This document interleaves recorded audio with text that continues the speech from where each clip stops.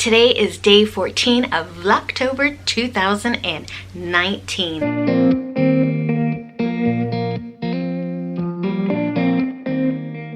Today I want to share with you one of my Crockpot recipes that I recently had tried earlier this month, and it was a total keeper, which was awesome because I have the opportunity to collab with some fellow YouTubers, Amber from Authentically Amber, Sophia from My Great Challenge, and Michelle from My Everyday Wife Life. So together we are going to film for you one of our fall favorite recipes, and mine actually is not fall, but anything in a crock pot is fall in my terms. I'm also going to share the recipe with you that I used for this particular cacciatore chicken. Really easy, and it is so delicious.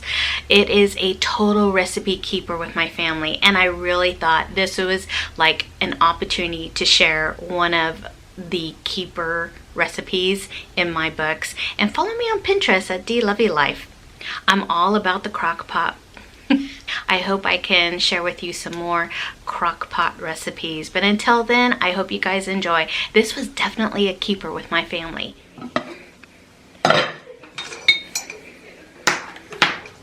You know it's fall, y'all.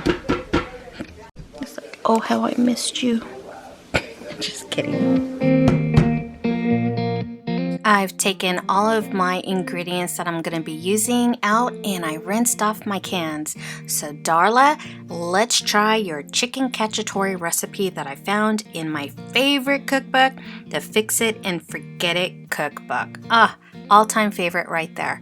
But fall is when I love to start using my crock pot. I normally would cook chicken cacciatore in the oven, but this time, why not try it in the crock pot? Let's begin with slicing and dicing one white onion.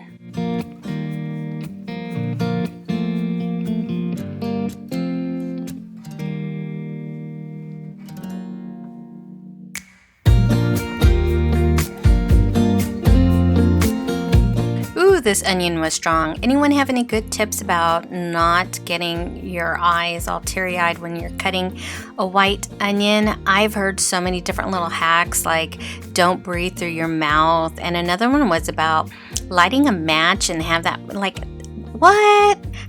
If you guys have any good tips, leave it in the comments down below.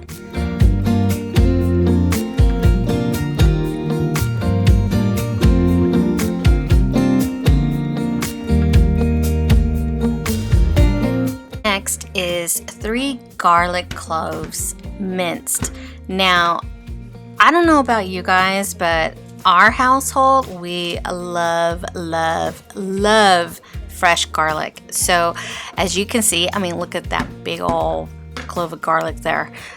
So I have 3 humongous cloves here, and I'm just gonna go ahead and just mince those up. But this is probably a total of 4, maybe, garlic cloves. I don't know. The more garlic, the better. But Darla does call for 3 garlic cloves.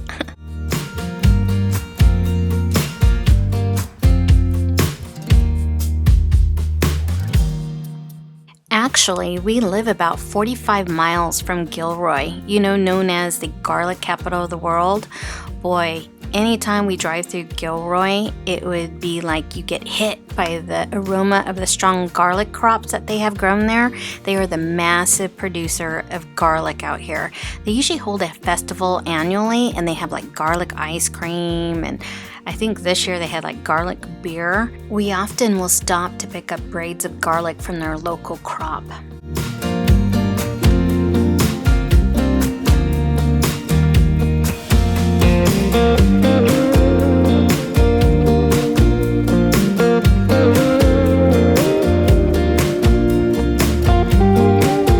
Recipe calls for 4 boneless chicken breasts cubed, but I figure I'm just going to use what I have in my freezer because that's the way I roll, and I placed them whole. As you can see, I chose chicken thighs. 2 cans of diced tomatoes,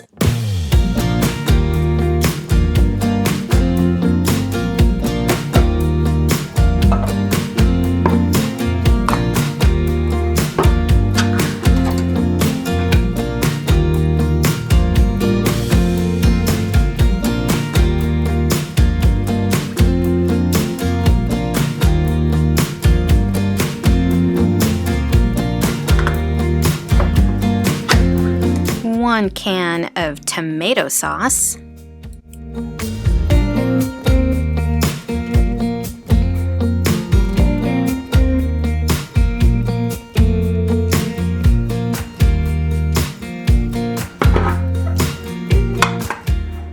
and 1 can of sliced mushrooms, drained.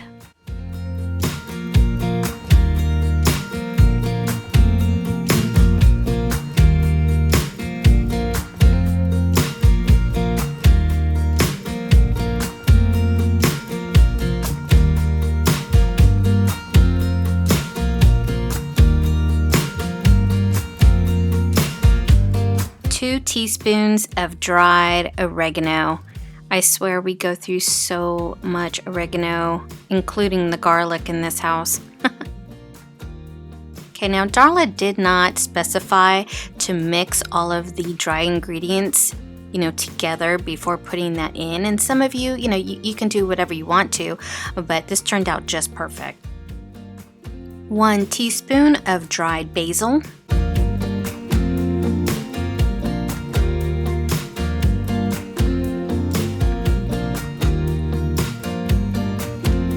A 1/4 teaspoon of pepper.